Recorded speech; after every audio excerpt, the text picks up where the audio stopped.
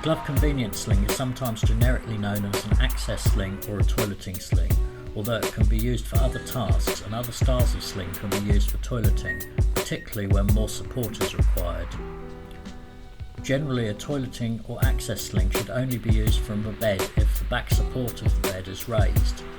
Because there's no support at shoulder level, this style of sling does not provide enough support to lift a person from a supine position.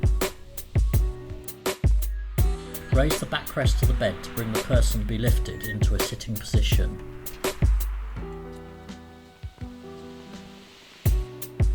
If they're unable to lean forward unaided, support them while you slip the sling behind their back so that the thick lumbar padding aligns with their lumbar region.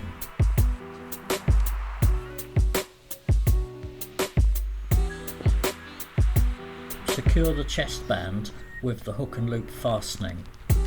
Some models have buckles instead of hook and loop.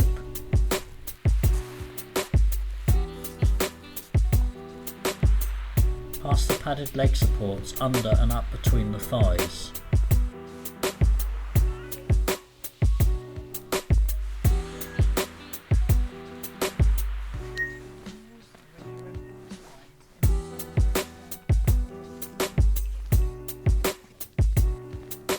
Cross the leg suspension straps or use a modesty link if your sling has it fitted. Check that the sling is centralised on the person and correctly fitted. Bring the hoist over the middle of the person to be lifted. Attach all the suspension straps securely onto the hooks of the hoist spreader bar. Advice on which loops to use is given in the posture management section of the film. Checking constantly that no part of the person is trapped and the sling is not snagged, operate the hoist to commence the lift. Depending on the lifting height of the hoist, you may need to guide the legs of the person over the bed. Guide the person onto the chair as you lower them, holding the front edge of the sling and pushing them as far back as possible. This avoids any repositioning need after the transfer. Unattach the straps from the spreader bar and move the hoist clear so that it's not in the way.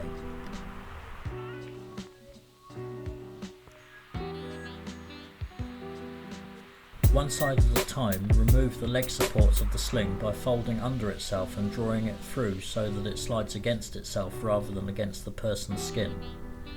Raising the person's legs slightly by lifting under their foot and resting it on your thigh or on a block will give you easier access to remove the sling from under a person's thigh. Undo the chest band and fold it back against itself so that the hook fastens to the loop and then it can't snag on hair or clothing while it's being removed or fitted on the next time the sling is used. Unless a person is able to lean forward for you, support them while you lean them forward and remove the sling from behind them. Check that their clothing is not rucked up before leaning them back against the backrest of their chair.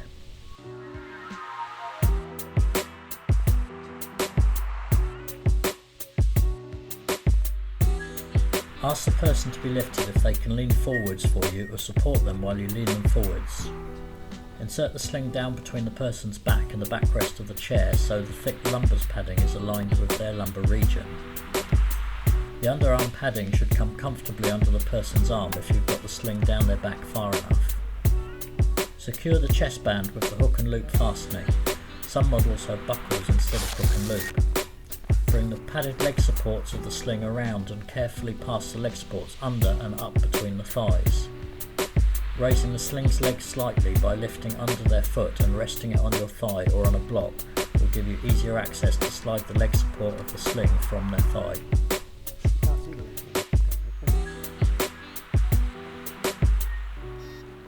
Cross one leg suspension strap through the other. The sling is now fitted and ready for the hoist.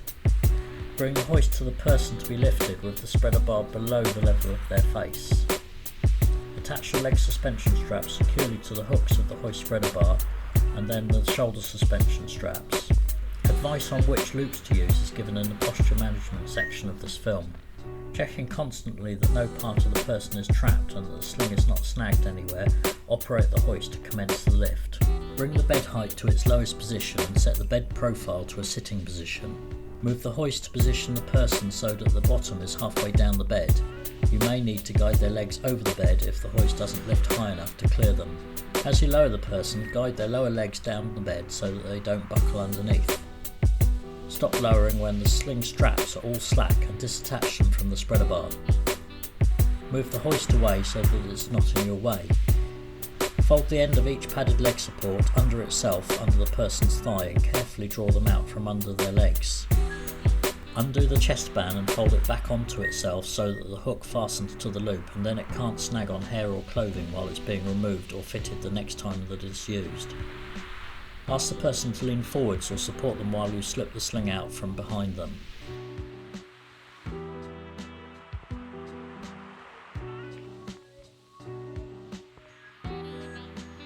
This sling has adjustment loop inserts on the leg and the shoulder suspension straps.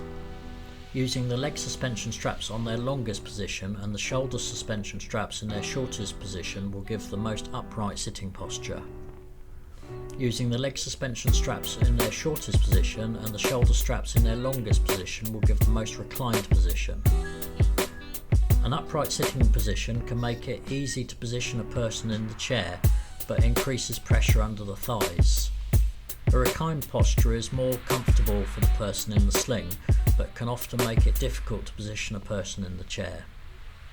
Using a tilt-in space or reclining chair will overcome this, or back care advisors teach various techniques that will help.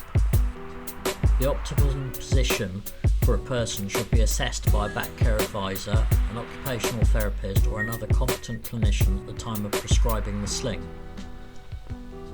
It is often then written into the sling user guide or the care plan.